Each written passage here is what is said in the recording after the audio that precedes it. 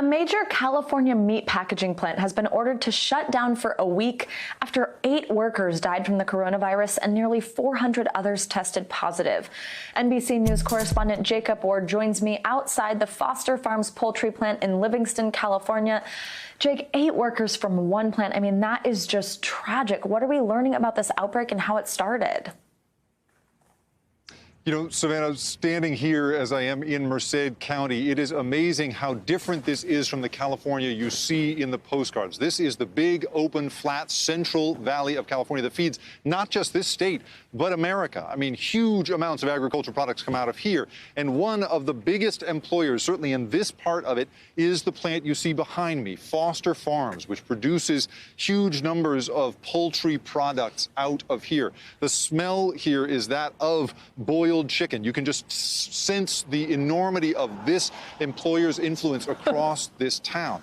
Unfortunately, 2 months ago, an outbreak was declared here by county health officials, and they've gone on to call this outbreak the largest and most severe, longest lasting, and most severe outbreak in the county, with nearly 400 people testing positive and 8 people dead. This is a disaster. Now, you should keep in mind, Savannah, that we're talking here about an industry in which if one person dies on the job from something like heat exhaustion or is killed by the machinery, then the factory in a traditional time would have shut down. But it has taken 8 deaths before a shutdown order has gone into place. Tonight, that begins 6 days of shutting down, at which point the company says that they're going to have a clean slate and start over with new procedures and hopefully an entirely clean employee base here, Savannah. So, I mean, is that the plan to get this under control? Is 6 days enough? I know that is really the question. I mean, as we know, the incubation period here is 14 days.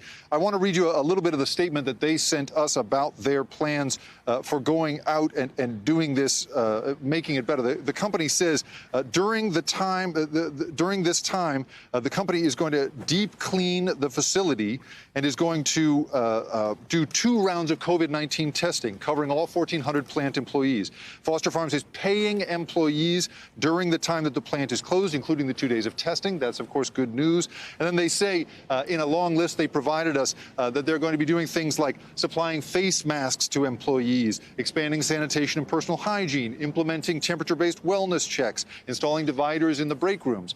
But again, this outbreak has gone on for at least 2 months. We saw an email, which sources tell us was sent to every employee of Foster Farms, sent out this week, telling them to come back to work, to wear their face masks, to take precautions where appropriate, but summoning them back. So the wheels of this plant have continued to turn throughout this crisis, and it is only now, 2 months after the outbreak was first declared, that they're going to shut down for 6 days in the hopes of getting a fresh start here, Savannah.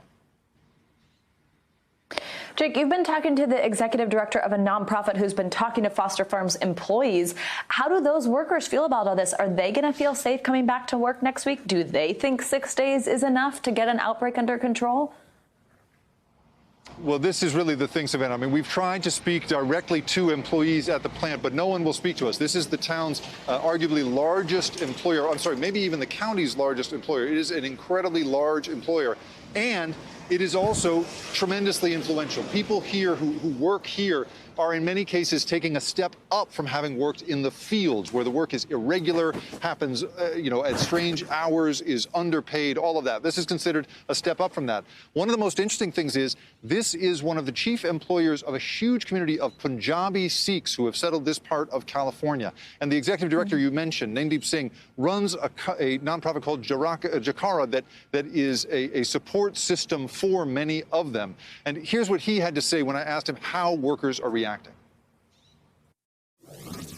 One particular worker that I had a chance to engage with, his words really left an impression on me. He said, "Oh, bolde ne ki aisi zaruri hai, par jehdi sadi qeemat oh bahut thodi hai." So, which means that they call us essential, but they treat us as most expendable. It's really just heartbreaking to hear this from people who are working so hard to keep you and I fed. And it just reminds us that across the nation, it is, as study after study have found, the lowest paid people that are taking the heaviest burden of this. You combine that with all of our outstanding questions. Why is the shutdown only for 6 days? Why did it take 2 months to declare this place unsafe to work, to shut it down? And why does the burden keep falling on the lowest paid Americans time and again, Savannah? Hey, NBC News viewers, thanks for checking out our YouTube channel. Subscribe by clicking on that button down here and click on any of the videos over here to watch the latest interviews, show highlights, and digital exclusives. Thanks for watching.